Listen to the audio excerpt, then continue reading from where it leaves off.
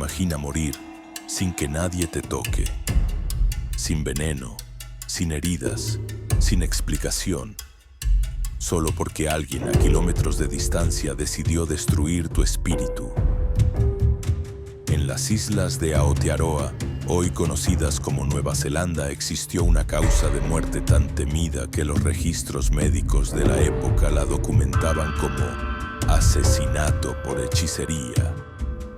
Se le conocía como Mate Waiwaya y era un tipo de muerte lenta y dolorosa. En este video exploraremos cómo funcionaba esta práctica y qué principios espirituales sustentaban el poder destructivo del Makutu, la brujería maorí. Hoy verás cómo un solo acto de brujería puede cambiar el destino de una vida. Sígueme.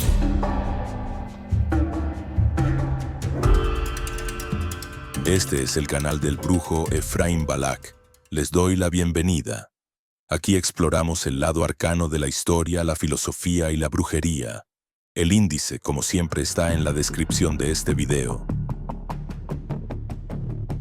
En los registros médicos, las causas de muerte son claras y específicas. Fallo cardíaco, cáncer, accidente.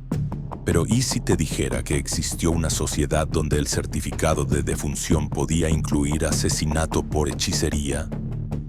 En las islas de Aotearoa, hoy conocidas como Nueva Zelanda, a esta causa de muerte se le daba un nombre temido: Mate Waiwaya. No era una muerte rápida ni accidental. Era una muerte lenta, dolorosa y deliberada, infligida a distancia por un maestro brujo, un tohunga, usando nada más que rituales, conjuros y un vínculo con la víctima. Era la prueba definitiva del poder del Makutu, la brujería maorí. Este tipo de muerte tan fascinante y alejado de la realidad fue documentado por el etnógrafo Elsdon Best en sus trabajos para el New Zealand Institute a principios del siglo XX. Elsdon registró un hecho que le helaría la sangre a cualquiera. En la antigua sociedad maorí se reconocían principalmente tres causas de muerte: la muerte en combate, llamada Mate Tawa; la muerte por enfermedad o causas naturales, llamada Mate Aitu; y la muerte por brujería, llamada Mate Waiwaya. ¿Pueden imaginar un mundo así? Pues ese era el mundo de los maoríes. Hoy analizaremos la mecánica de este poder. Aprenderemos la ciencia que hay detrás del Makutu, una de las disciplinas mágicas más letales del planeta. Esto no es magia negra en el sentido occidental. El Makutu es una ciencia del espíritu. Es el acto de embrujar, sí, pero es también una fuerza de retribución cósmica. En la cosmovisión maorí, cada acción provoca una reacción en el plano espiritual, y el Makutu es esa reacción. Este video es un compendio estructurado de ese poder, un manual de su funcionamiento.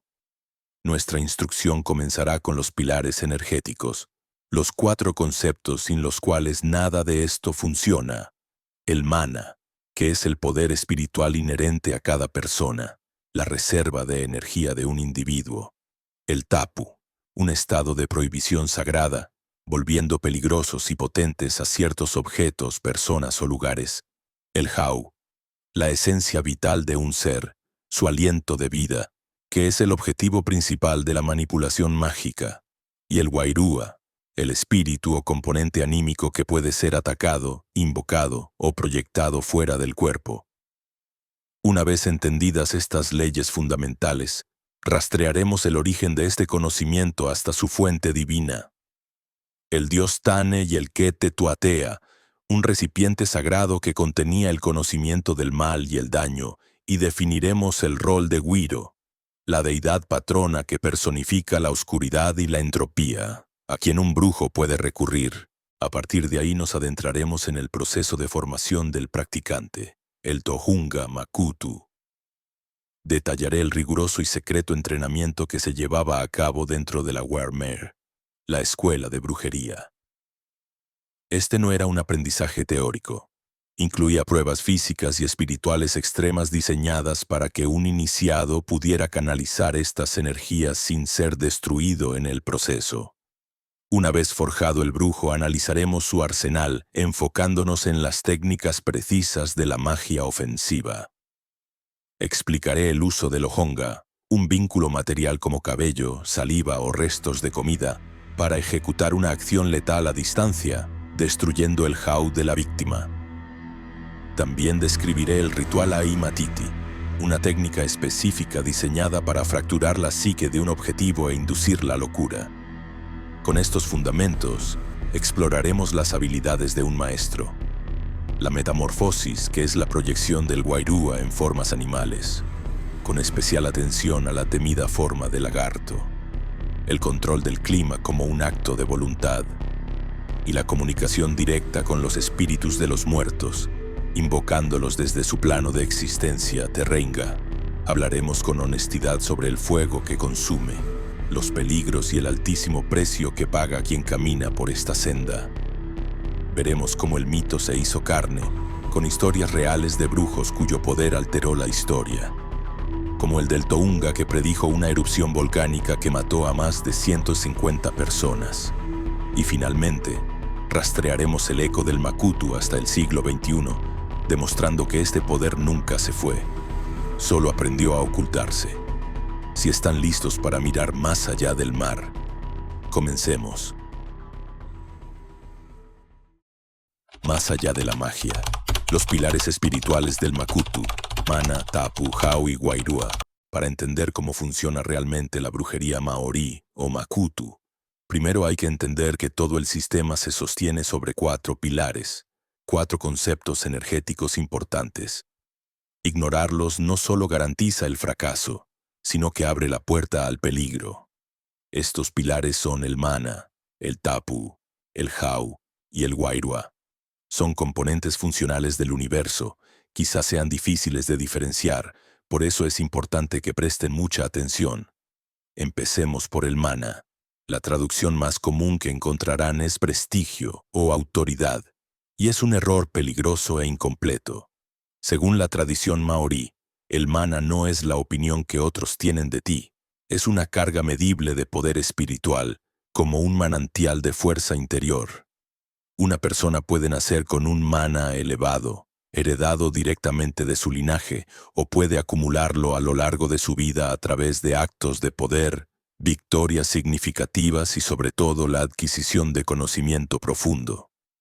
Un Tohunga Makutu, el término correcto para un brujo o sacerdote hechicero, es, antes que nada, un individuo que ha cultivado un mana inmenso.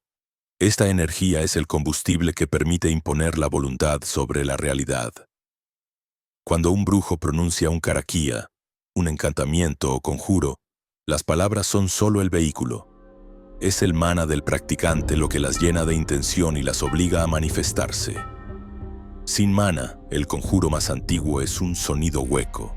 Con mana, un simple gesto puede ser un arma. Si el mana es la energía, el tapu es el sistema que la regula.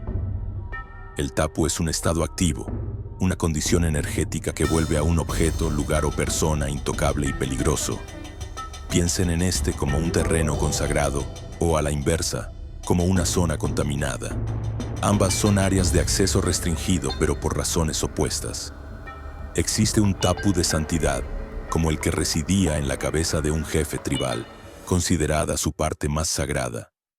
Por otro lado, existe un tapu de contaminación, como el que impregna un cadáver y el lugar donde murió. Ambas formas de tapu son peligrosas y exigen respeto absoluto, no por moralidad, sino por seguridad operativa. Violar un tapu provoca un desequilibrio energético que atrae enfermedad y desgracia, no como un castigo divino, sino como una consecuencia física, igual que el fuego quema al que lo toca. Hay una anécdota histórica documentada visualmente por el pintor Gottfried Lindauer en 1901, que lo ilustra a la perfección.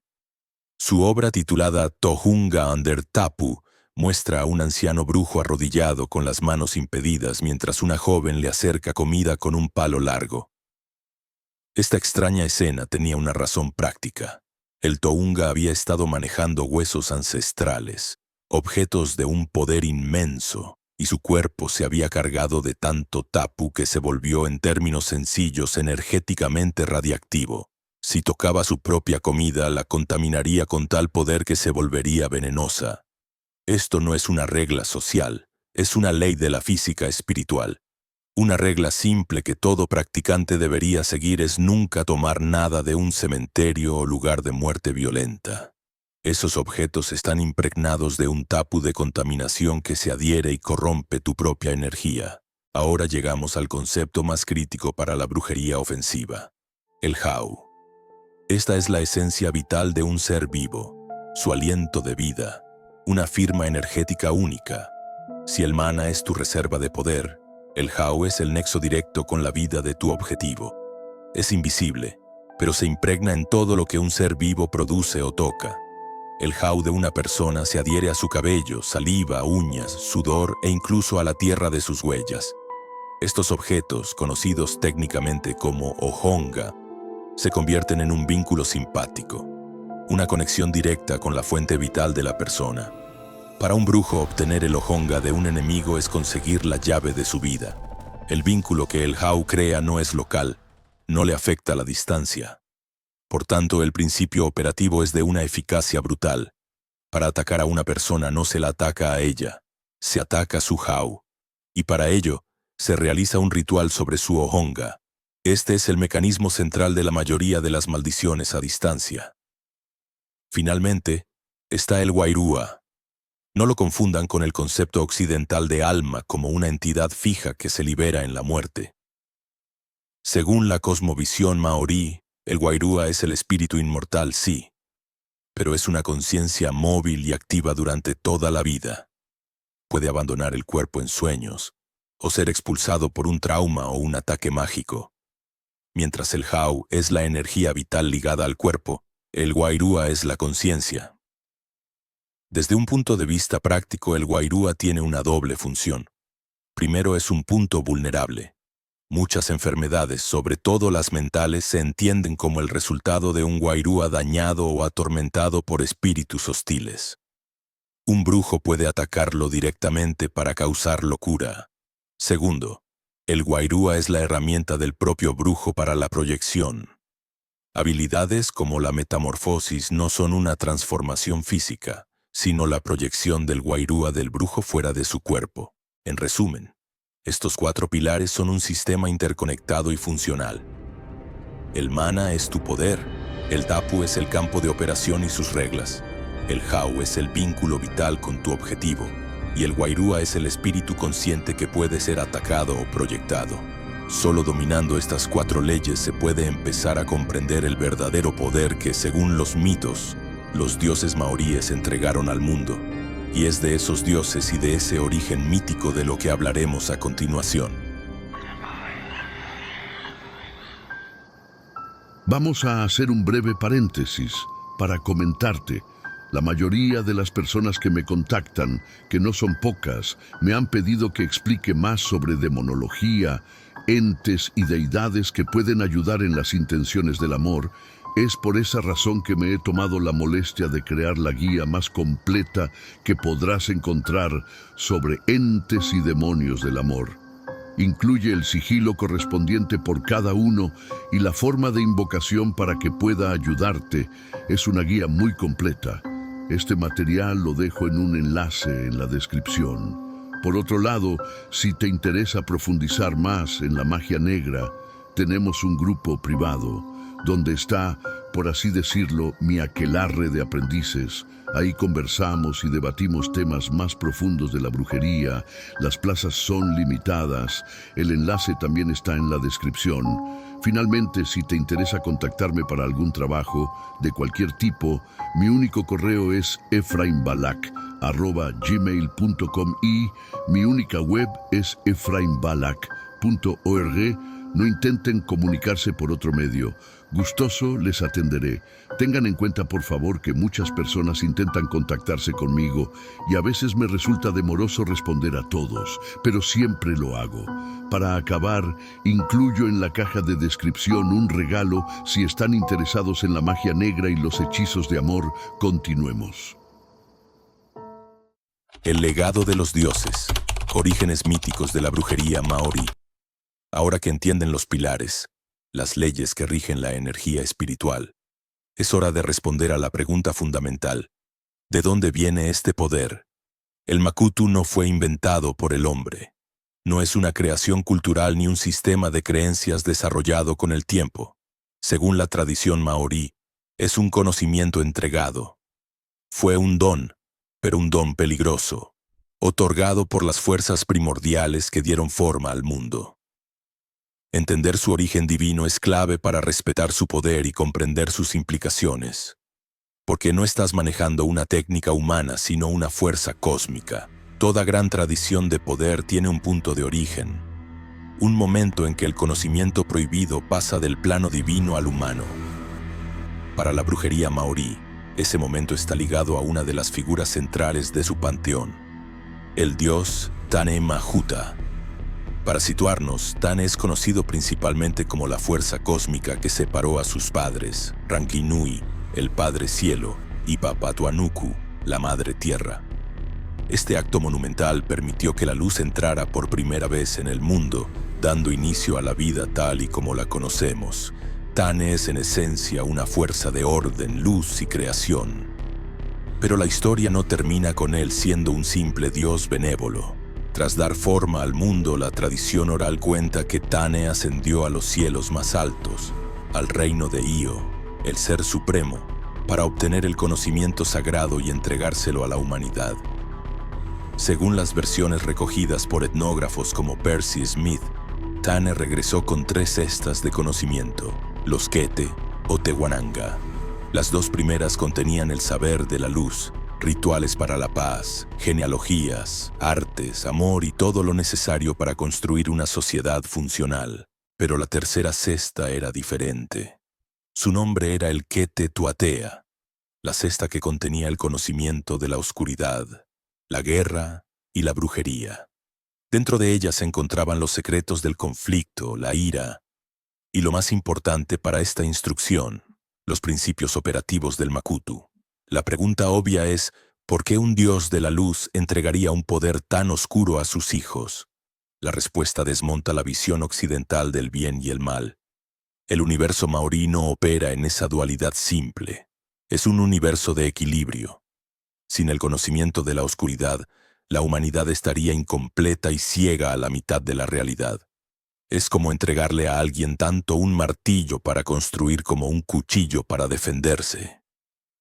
El Kete Tuatea no fue una maldición, fue una herramienta terrible, sí, pero considerada necesaria para la supervivencia.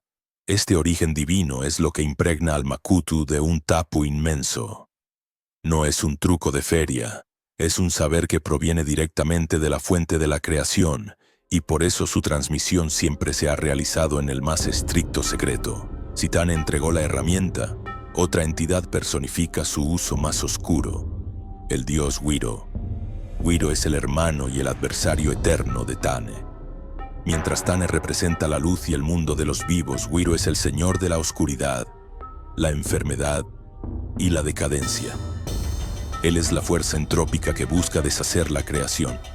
Para un Tounga Makutu, Wiro no es una figura a la que se adore en un altar, sino una fuerza a la que se puede recurrir. Es el patrón de la brujería dañina. Cuando un brujo realiza un ritual para causar enfermedad, está de hecho abriendo un canal al poder de Wiro. No es un pacto, sino una alineación energética. Al practicar la magia destructiva, el brujo se convierte en un agente de Wiro en el mundo. Esto le otorga un poder inmenso, pero también lo marca y lo aísla. La sociedad maorí tradicional lo temía y respetaba, pero también lo vigilaba, porque un hombre que camina demasiado cerca de la oscuridad es un peligro para el equilibrio de todos. Existe otra línea de mitos, quizás más chamánica, que narra un origen más práctico del Makutu. Este relato, registrado por fuentes como el antropólogo Serge Raynaud de la Ferrière, cuenta la historia de un semidios ancestro llamado Rongomai. No satisfecho con el conocimiento del mundo de la luz, Rongomai descendió a Tatau o Tepó, el inframundo, el reino de la noche perpetua. Allí se encontró con 2 diosas temibles, Miru, guardiana de las almas en el inframundo, y Makutu, la personificación de la brujería misma. De ellas, Rongomai aprendió directamente las artes prohibidas, los cantos, los rituales y las fórmulas para manipular el espíritu. A cambio, las diosas exigieron un sacrificio. Rongomai, usando su astucia, logró escapar de vuelta al mundo de los vivos trayendo consigo los secretos del inframundo. Este mito es crucial porque ilustra un principio que todo practicante debe entender. El poder a menudo reside en lugares oscuros, y para obtenerlo hay que estar dispuesto a viajar a ellos y a pagar un precio. Un consejo práctico derivado de esto: cuando trabajas con fuerzas oscuras siempre debes tener una ofrenda preparada. El poder nunca es gratis, siempre pide algo a cambio, y es mejor que seas tú quien decida qué entregar.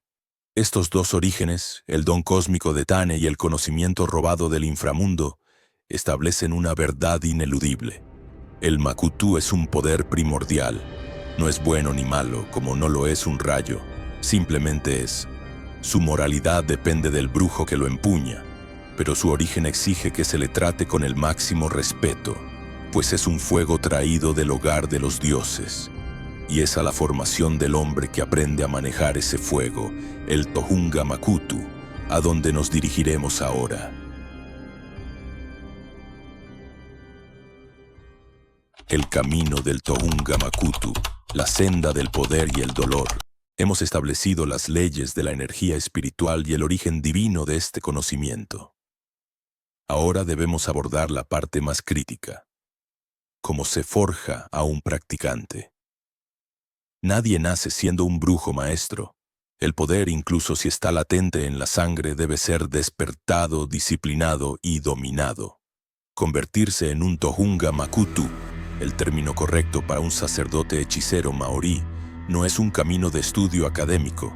Es una senda de dolor, aislamiento y pruebas diseñadas para quebrar al débil y templar al fuerte. Lo que voy a describir son los métodos reales, documentados en la tradición oral, que se utilizaban para crear a los hechiceros más temidos de Aotearoa, Nueva Zelanda. El acceso a este conocimiento nunca fue abierto. La selección de un aprendiz, según los registros de etnógrafos como Elsdon Best, se basaba en dos criterios fundamentales: el linaje y la aptitud. Generalmente el candidato debía provenir de una familia que ya tuviera Tohunga entre sus ancestros, asegurando una predisposición natural para manejar el mana. Además, debía demostrar una inteligencia y una memoria prodigiosas, pues los karakia, los encantamientos, son largos, complejos y no admiten el más mínimo error. Un niño que mostraba estas cualidades era observado de cerca. Una vez seleccionado era apartado de la vida común e ingresaba en la Warmare. Esto se traduce como la casa de las artes ocultas, pero era mucho más que una escuela.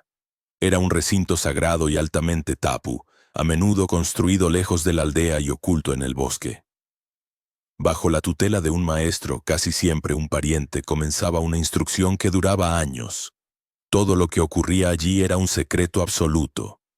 Revelarlo a los no iniciados se castigaba con la muerte, a menudo a través del mismo Makutu que se enseñaba dentro.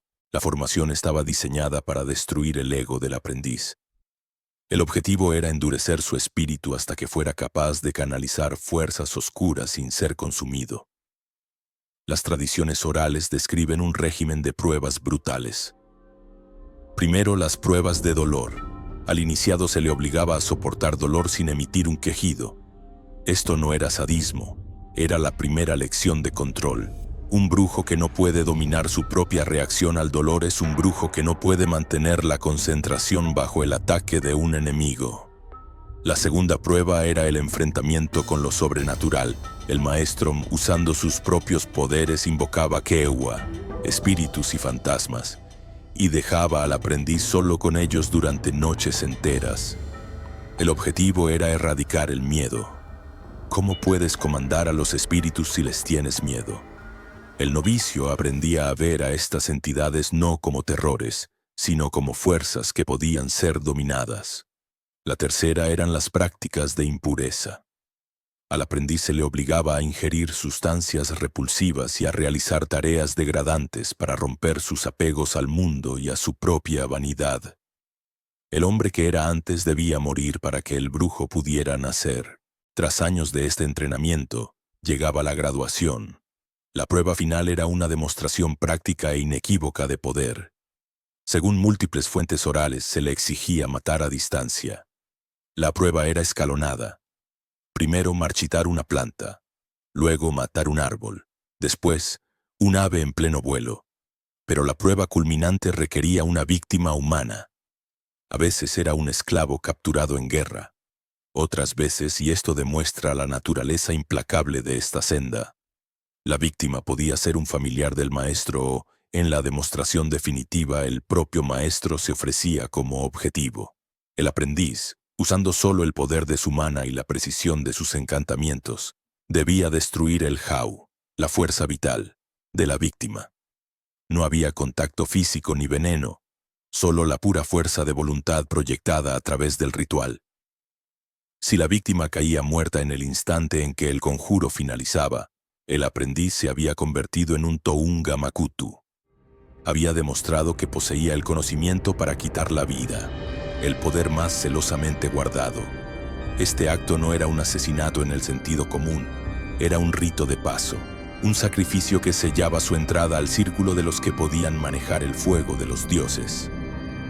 A partir de ese momento, ya no era simplemente un hombre, era un arma viviente, una fuente de poder y un objeto de profundo temor. El arsenal del brujo, hechizos letales a distancia y maldiciones de la mente. Hemos visto quién es el brujo y cómo se forja su espíritu. Ahora es momento de abrir su arsenal. Olviden la imagen de calderos e ingredientes exóticos. La brujería maorí, en su forma más letal, es un arte de una simplicidad aterradora. Su poder no reside en objetos complejos, sino en la manipulación directa de las leyes espirituales que ya establecimos. Lo que voy a describir son las técnicas operativas, los métodos que convierten la voluntad en un arma capaz de matar a kilómetros de distancia o de desmantelar la cordura de un hombre sin dejar una sola marca en su cuerpo. Esta es la técnica fundamental, el pilar de la magia ofensiva maorí. El uso del Ohonga. El principio se basa enteramente en el Hau, esa firma energética, el aliento de vida que impregna todo lo que tocamos. El Hau de una persona no está confinado a su cuerpo. Es una esencia que se desprende y se adhiere a objetos materiales, convirtiéndolos en un nexo directo con la víctima. Según la tradición, cualquier cosa que contenga el Hau de una persona puede servir como Ohonga. Un mechón de cabello, recortes de uñas, saliva, restos de comida, un fragmento de su ropa o incluso la tierra de su huella. El practicante inteligente sabe que no todos los Ohonga tienen la misma potencia. Los que provienen directamente del cuerpo, como el cabello o la saliva, son más efectivos que un trozo de tela, porque el vínculo con el Hau es más puro. Un consejo práctico aquí. La discreción al obtener un Ohonga es tan importante como el ritual mismo. Un enemigo alerta es un enemigo defendido. Una vez que el brujo obtiene el Ohonga, la víctima, sin saberlo, ha perdido la guerra. El proceso de destrucción es metódico. El Tohunga lleva el Ohonga a un lugar tapu y comienza el ritual. Generalmente hay dos vías, dependiendo del resultado deseado. Si se busca una muerte rápida, el Ohonga se quema en un fuego ritual mientras se recita el Karakia de destrucción. Según las crónicas, en el preciso instante en que el objeto es consumido, la víctima, sin importar dónde se encuentre, cae muerta. Su Hau ha sido aniquilado. Si se busca una decadencia lenta y tortuosa, el Ohonga se entierra. A medida que el objeto se pudre bajo tierra, la salud de la víctima se desvanece con él. Pero no se equivoquen, el ritual físico es solo una parte. Sin el mana del brujo y la vibración correcta del Karakia, solo están quemando basura. Es la intención enfocada lo que activa el arma. Pero la muerte no es el único objetivo. El arsenal del Tohunga Makutu contiene armas diseñadas para atacar no solo el cuerpo, sino el espíritu. Existe un ritual específico conocido como Ai Matiti, cuyo único propósito es quebrar la mente de una persona, inducir la locura. Este es un ataque directo al Wairua, el espíritu consciente. No busca detener el corazón, sino fracturar el alma. Los detalles del ritual se guardaban con extremo secreto, pero su efecto era bien conocido. Era una forma de intrusión espiritual violenta. El resultado para la víctima era una locura súbita, conocida en la tradición como queque, delirios, paranoia, una pérdida total de la razón que ningún remedio físico podía curar, porque la herida no estaba en el cerebro sino en el espíritu. En muchos sentidos, este era un destino más temido que la muerte. Finalmente llegamos a una de las formas más siniestras de ataque, una que combina la enfermedad física con el tormento psicológico. En la cosmovisión maorí, el lagarto es un símbolo de muerte y un agente de Wiro, el dios de la oscuridad. Se creía que ciertas enfermedades internas, especialmente aquellas que consumían a una persona desde dentro, eran causadas por un lagarto fantasma, una entidad espiritual parásita que devoraba el jau de la víctima. Un Tohunga Makutu de gran poder no solo podía maldecir a alguien con una enfermedad, podía literalmente implantar esta entidad en el cuerpo espiritual de su enemigo. Era un acto de creación oscura. La víctima no solo sentía el dolor físico, sino que era atormentada por visiones y la sensación de algo ajeno moviéndose dentro de ella. Este método ilustra el nivel de control que un maestro brujo podía alcanzar. No solo destruir la vida, sino corromperla de la forma más íntima y aterradora posible. Como ven, el arsenal del brujo maorí depende de un conocimiento profundo de la anatomía espiritual y de la voluntad para usarla. Se trata de precisión y de entender que los vínculos más fuertes son invisibles. A continuación, exploraremos las habilidades que elevan a un Tohunga de un simple hechicero a un maestro de la realidad misma. Dominio sobre la realidad, metamorfosis, control climático y comunicación con los espíritus. Hemos cubierto los fundamentos del ataque. Lo que sigue ahora es separar a un hechicero competente de un verdadero maestro. Un Tohunga Makutu en la cima de su poder no solo influye en las personas, influye en el tejido del mundo. Estas no son habilidades comunes y requieren un nivel de mana que muy pocos alcanzan. Hablaremos de 3 dominios específicos: la proyección del espíritu, la manipulación de las fuerzas naturales y la comunicación con los muertos. Estas son las artes que convierten a un hombre en leyenda. Primero, la metamorfosis. Olviden las imágenes de una transformación física. En la práctica del Makutu, la metamorfosis es un acto de proyección espiritual. El cuerpo del brujo permanece a menudo en trance mientras su Wairua, su espíritu consciente, se proyecta fuera y adopta la forma de otra criatura. Es en esencia un viaje astral. Las tradiciones orales recogidas en textos como los de James Cowan describen varias formas predilectas, cada una con un propósito táctico. Las formas de aves, como el ruru, el búho nativo, o el kahu, el halcón, eran utilizadas para el reconocimiento. El brujo podía sobrevolar el territorio enemigo, observar sus defensas y escuchar sus planes sin ser detectado. Pero la forma más temida era la del lagarto.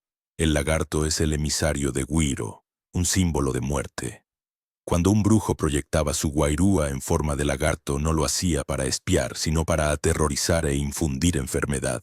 La simple aparición de un lagarto en un lugar inusual era interpretada como un presagio terrible, la firma de un brujo anunciando su ataque.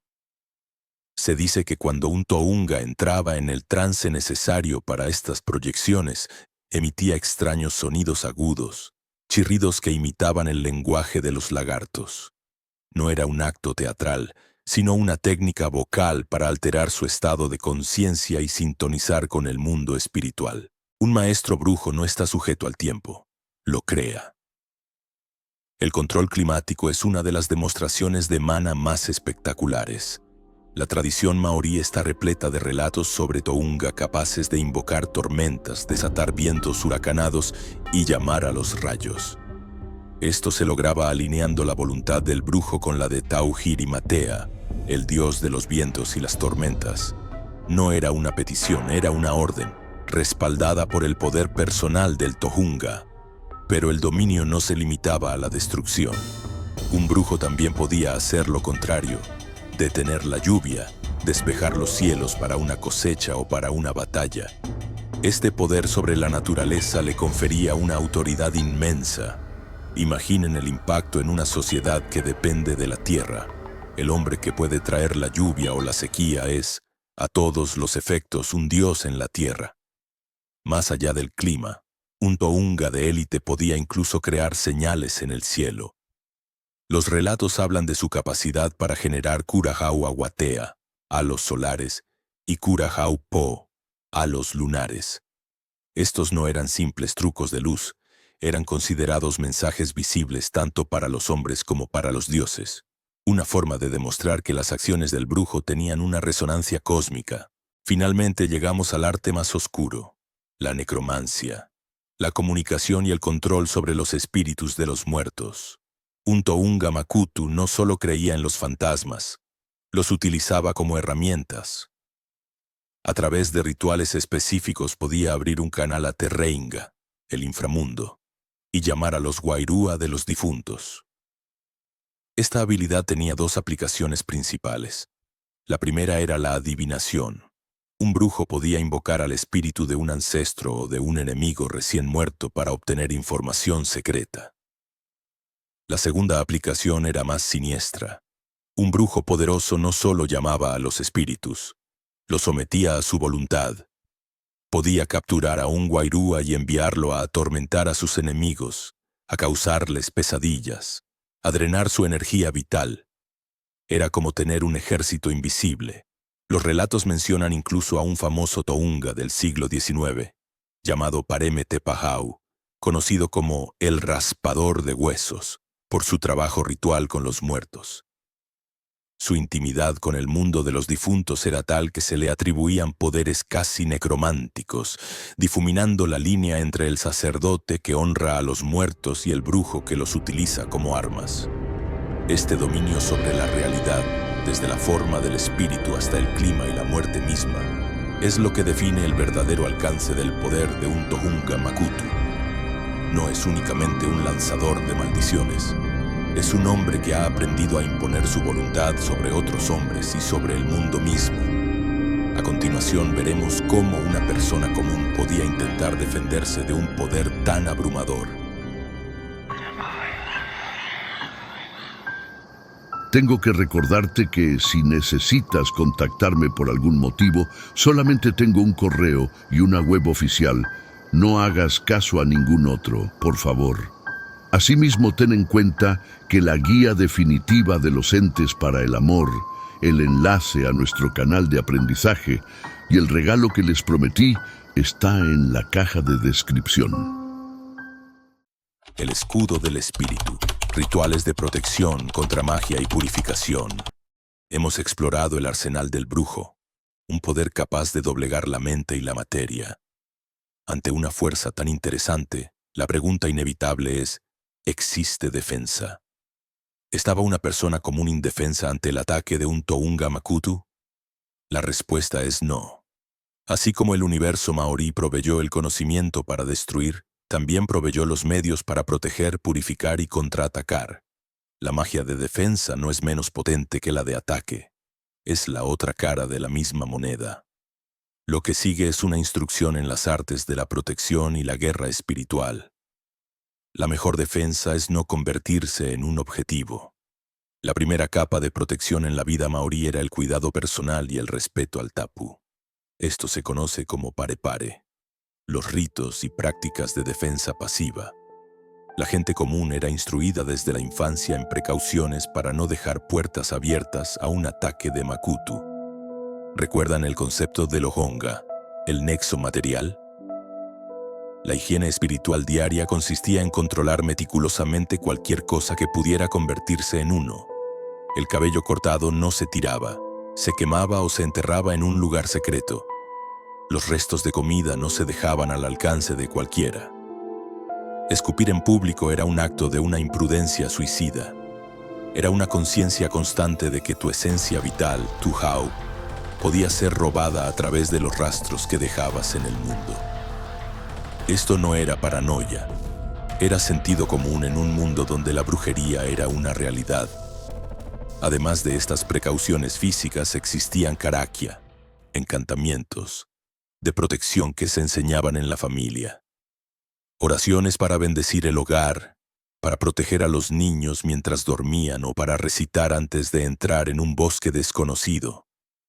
Estos encantamientos funcionaban como un escudo sutil, una capa de energía protectora que dificultaba la entrada de influencias malignas. Pero, ¿qué ocurría si la defensa pasiva fallaba y una persona sospechaba que ya estaba bajo el efecto de un maleficio? En ese caso, se recurría a un ritual de defensa activa. El método más común, documentado en numerosas tradiciones, implicaba el uso del agua como agente purificador. El ritual era simple y práctico. La persona afectada debía preparar una pequeña ofrenda, generalmente un alimento como un kumara, una batata o un pescado. Con esta ofrenda se dirigían a un Wai Tapu, una corriente de agua sagrada. Allí, en la orilla, se realizaba el acto de transferencia. El afectado arrojaba la ofrenda a la corriente mientras recitaba en voz alta una fórmula específica. Una de las frases registradas es: «Lanzo mi fuego al gran océano, al vasto océano, al océano inquieto». Mi fuego es una metáfora para la maldición. Al arrojar la ofrenda, que actúa como un señuelo que absorbe la energía del maleficio, y pronunciar las palabras, la intención es transferir esa energía al agua. El agua corriente, en casi todas las tradiciones mágicas del mundo, es un poderoso limpiador. Arrastra y diluye las energías negativas, llevándolas hacia el mar, donde se dispersan hasta volverse inofensivas. Era un exorcismo sencillo pero efectivo, una forma de lavar el alma de la influencia del Makutu antes de que se asentara por completo. Un consejo práctico: si alguna vez sientes que has recogido una energía negativa, una limpieza con agua corriente, una ducha o un baño con sal visualizando cómo la negatividad se va por el desagüe, es un remedio simple pero muy eficaz. Es un eco de estos antiguos rituales de purificación. Ahora llegamos a la forma más agresiva de defensa, reservada para los practicantes más avanzados. Esto no es solo bloquear un ataque, es devolverlo a su origen. A esta práctica se le llama Kai-Ure, la magia vengativa. Si un Tounga detectaba que su tribu estaba siendo atacada por un brujo rival, no se limitaba a poner escudos. Su objetivo era neutralizar la amenaza de forma permanente. El principio operativo era fascinante. En lugar de intentar deshacer el hechizo, el Tounga defensor creaba un espejo espiritual. Realizaba un ritual diseñado para capturar la energía del ataque enemigo y, usando su propio mana, la redirigía de vuelta al lanzador. Era la máxima expresión de la justicia cósmica maorí. El mal regresa a su fuente. Un brujo que lanzaba una maldición de muerte y era contrarrestado con un Kai-Ure podía terminar muriendo de la misma forma en que planeaba matar a su víctima. Esto creaba un delicado equilibrio de poder, una especie de disuasión mágica. Un brujo se lo pensaría 2 veces antes de atacar a una tribu que tuviera un Tounga conocido por su dominio del Kai-Ure. Estos 3 niveles de defensa, la precaución pasiva del pare-pare, la purificación activa con agua y la represalia letal del Kai-Ure, demuestran que el universo del Makutu no era un simple campo de juego para los agresores. Era un ecosistema espiritual complejo, con sus depredadores, sus presas y sus propias y brutales formas de equilibrio. Sin embargo, incluso con estas defensas, el poder siempre conlleva un riesgo, no solo para la víctima, sino para el propio brujo. Y es de esos peligros, del fuego que consume al que lo maneja, de lo que hablaremos a continuación.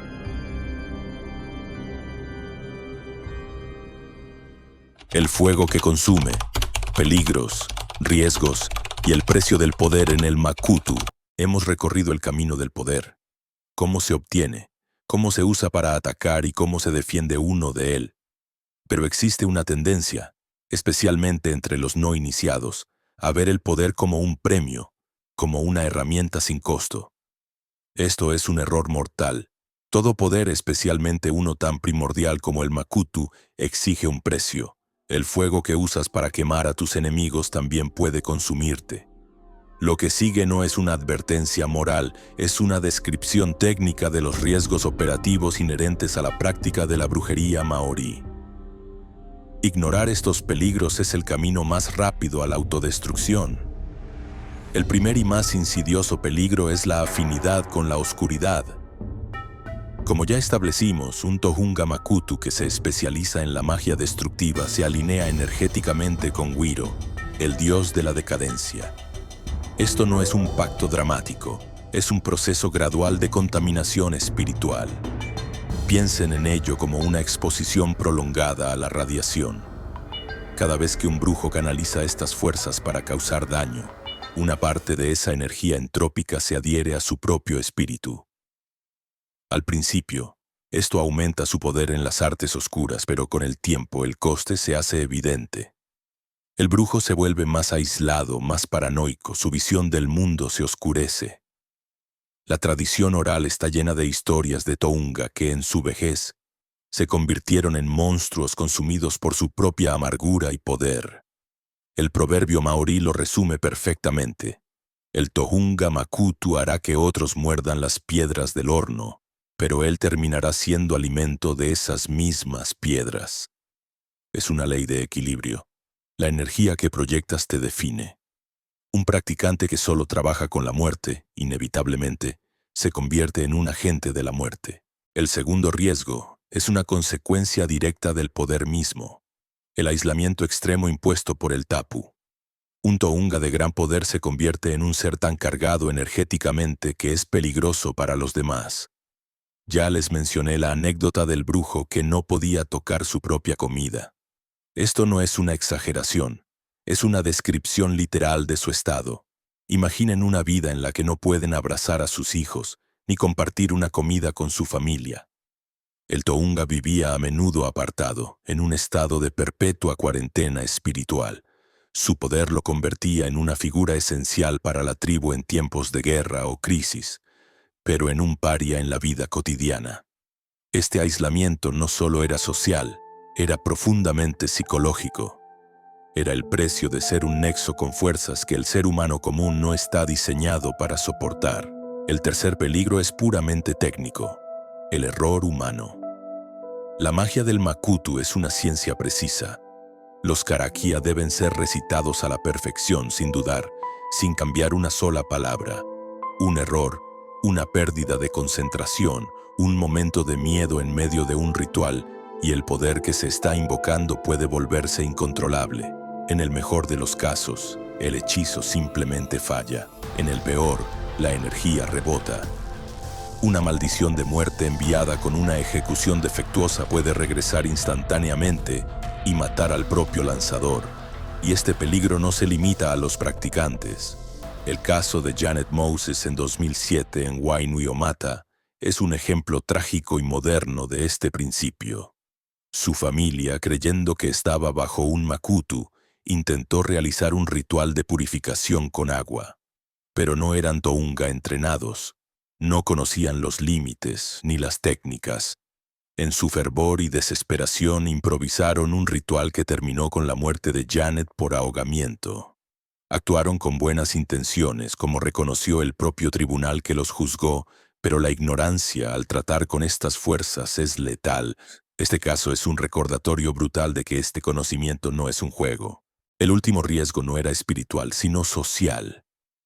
La sociedad maorí toleraba y utilizaba a sus Tohunga Makutu, pero había un límite.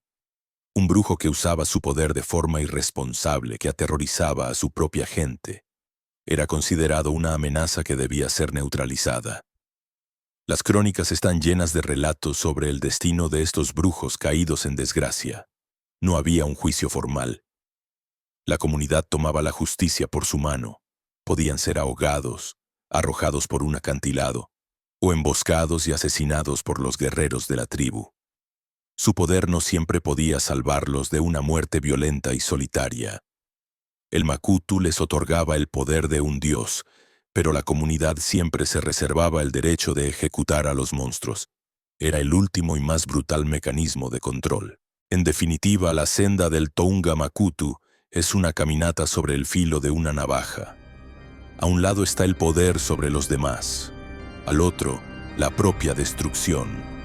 Ahora, para que vean que este poder no es solo una teoría, les contaré historias reales. Casos donde la línea entre el mito y la realidad se desdibujó y donde la brujería dejó su marca innegable en la historia.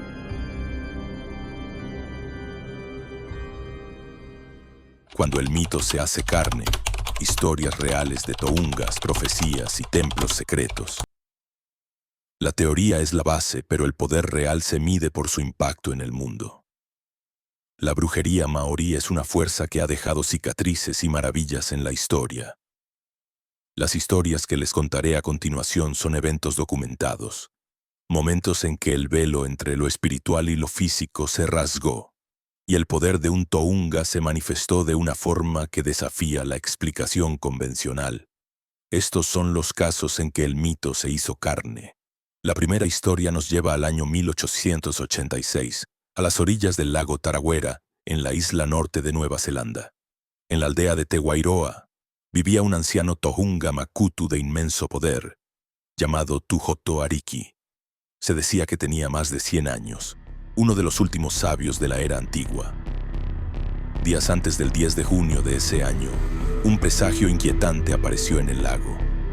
Múltiples testigos, tanto maoríes como turistas europeos, reportaron haber visto una waka wairua, una canoa fantasma, tripulada por figuras espectrales deslizándose sobre las aguas. Para la gente común era una visión aterradora.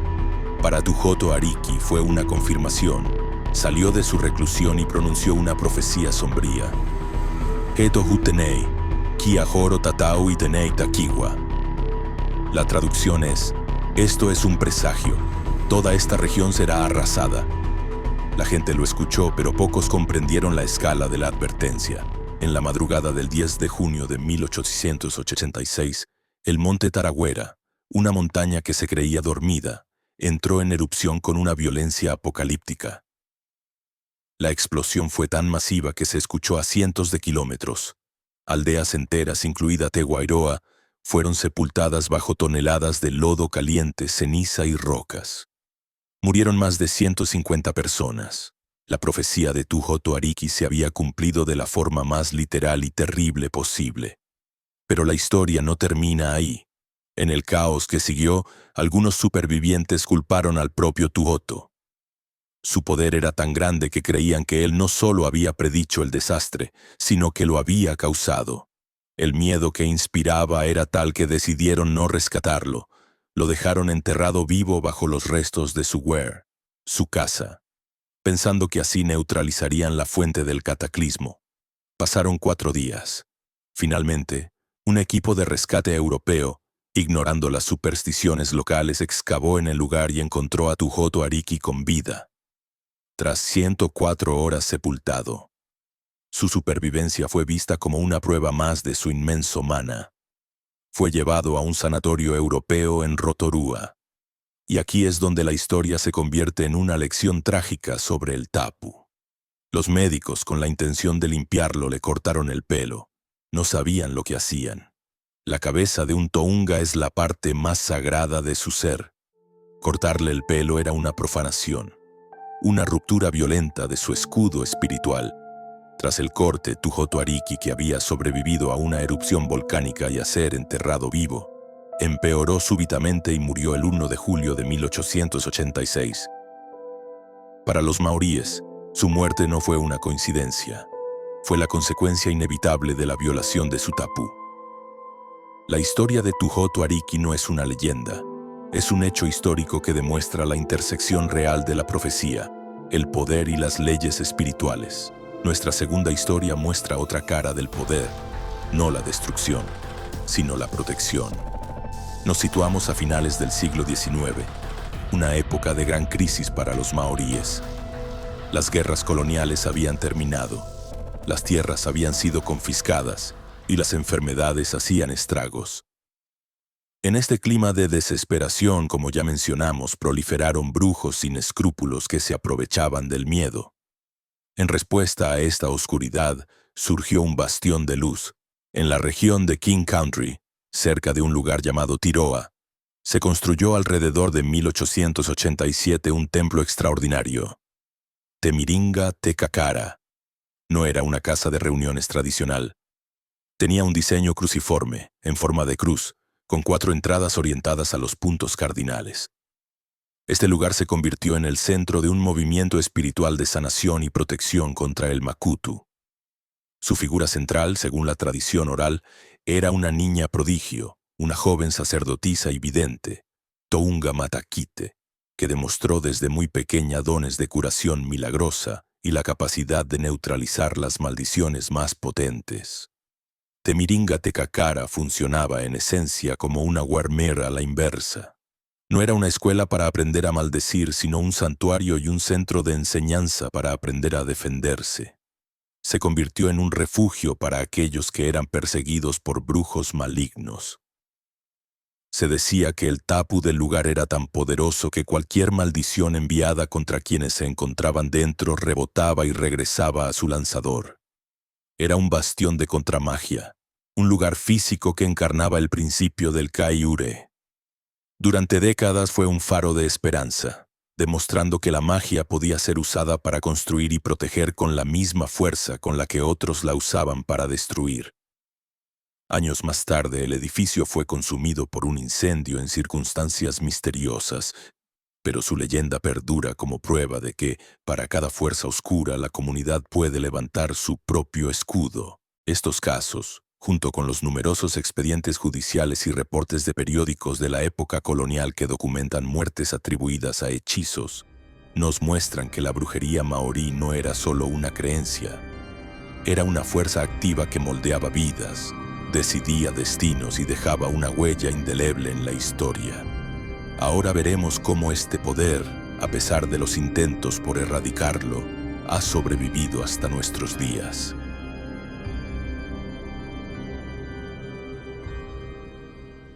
El eco del Makutu, supervivencia y reinterpretación de la brujería maorí en el siglo XXI. Una fuerza tan arraigada en el marco espiritual de un pueblo no desaparece simplemente porque el mundo cambie a su alrededor. No se puede extinguir con leyes ni erradicar con nuevas religiones. El poder, como el agua, simplemente se adapta, busca las grietas, se filtra bajo tierra y espera. Lo que vamos a discutir ahora es el eco del Makutu en el mundo moderno. Veremos cómo una tradición ancestral perseguida hasta casi su extinción logró sobrevivir y cómo su poder todavía se manifiesta hoy a veces de formas trágicas e innegables. A finales del siglo XIX, el poder de los Tounga se había convertido en un problema para las autoridades coloniales británicas y para una nueva generación de líderes maoríes educados en Occidente, como Sir Apirana Ngata. Su intención, al menos en parte, era proteger a su gente de los charlatanes que se aprovechaban del miedo para estafar a las familias. El resultado fue la Tohunga Suppression Act de 1907.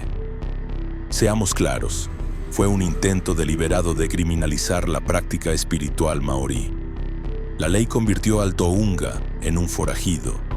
Aunque no fue muy efectiva en términos de condenas, solo hubo 9 enjuiciamientos formales en más de 50 años. Su verdadero arma no era la cárcel, era la vergüenza y el secreto. La ley obligó al conocimiento a pasar a la clandestinidad, como una sequía que agrieta la tierra y corta las raíces que la alimentan. Los maestros dejaron de enseñar abiertamente y la cadena de transmisión oral, que había sobrevivido durante siglos, se fracturó. La ley permaneció en vigor hasta 1962, pero para entonces el daño ya estaba hecho. Sin embargo, el Makutu no murió. Sobrevivió en las sombras, en las comunidades rurales, en las historias susurradas. Se mezcló con el cristianismo en un fascinante sincretismo, donde los salmos de la Biblia a veces se recitaban con la misma intención que un antiguo karakia de protección. El poder encontró nuevos canales. Con el llamado renacimiento maorí de las últimas décadas del siglo XX, hubo un esfuerzo por recuperar las tradiciones perdidas. La figura del tohunga comenzó a resurgir, pero de una forma diferente. El énfasis ya no estaba en el tohunga makutu como hechicero, sino en el tohunga rongoa, el sanador que trabaja con hierbas y rituales de purificación. La cara pública de la tradición se volvió más benévola, pero el eco del antiguo poder seguía ahí. Y en 2007, ese eco se convirtió en un grito que sacudió a Nueva Zelanda. El caso de Janet Moses es quizás la prueba más trágica de que la creencia en el makutu sigue viva. Janet era una joven de 22 años de Wainuiomata. Su familia, gente moderna y urbana, se convenció de que estaba poseída, víctima de un makutu. Desesperados y sin la guía de un tohunga entrenado, porque décadas de supresión habían dejado un vacío de conocimiento, decidieron actuar por su cuenta. Realizaron un exorcismo improvisado que involucraba verter agua continuamente sobre ella para expulsar al espíritu. En su fervor, no se dieron cuenta de lo que estaban haciendo. Janet Moses murió ahogada. El juicio posterior reveló que la familia actuó por amor, no por malicia. Líderes maoríes como Tariana Turia expresaron su dolor, reconociendo las buenas intenciones, pero lamentando el resultado fatal de actuar sin el conocimiento adecuado. El caso es una lección terrible. Demuestra que la creencia en el makutu es tan poderosa hoy como hace siglos, y que manejar estas fuerzas sin la formación adecuada es jugar con un fuego que te quemará, y así llegamos al presente. Podrían pensar que, tras tragedias como esa, la creencia en el makutu se desvanecería. Pero ha ocurrido algo extraordinario. El mundo moderno ha comenzado a reconocer que hay cosas que no puede explicar. En el sistema de salud y la psiquiatría de Nueva Zelanda, ahora se reconoce un concepto llamado mate maori, una enfermedad maorí de origen espiritual que no responde a tratamientos médicos convencionales. Es el reconocimiento oficial de que una persona puede enfermar y morir porque cree que ha violado un tapu, o porque está convencida de que ha sido maldecida. No es una enfermedad mental en el sentido occidental, es una enfermedad del espíritu. Hoy en día no es raro que en los hospitales de Nueva Zelanda se llame a un kaumatua, un anciano respetado, o a un sanador tradicional para que trabaje junto a los médicos. Realizan rituales de limpieza espiritual, wakawatea, para purificar un espacio después de una muerte, o para ayudar a un paciente que cree estar bajo la influencia de un makutu. Un consejo práctico.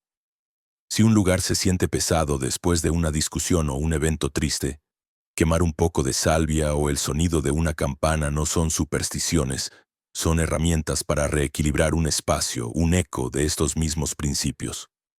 Este es el legado final del makutu, un poder tan persistente que, tras ser perseguido, ha obligado a la ciencia moderna a reconocer sus efectos.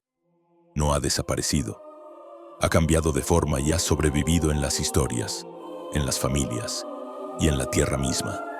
Y hoy, su presencia se siente de nuevo, no siempre como un arma, sino como un recordatorio de que el mundo espiritual es tan real como el que podemos ver y tocar. No olvides que este es el canal de Ephraim Balak.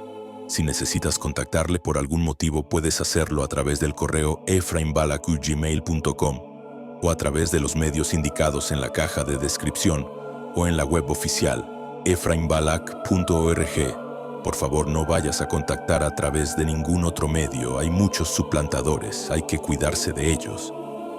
Finalmente, si quieres dar un paso más en la brujería, nos vemos en el grupo privado para conversar mejor. El enlace también está en la descripción. Hasta el siguiente video, mucha suerte.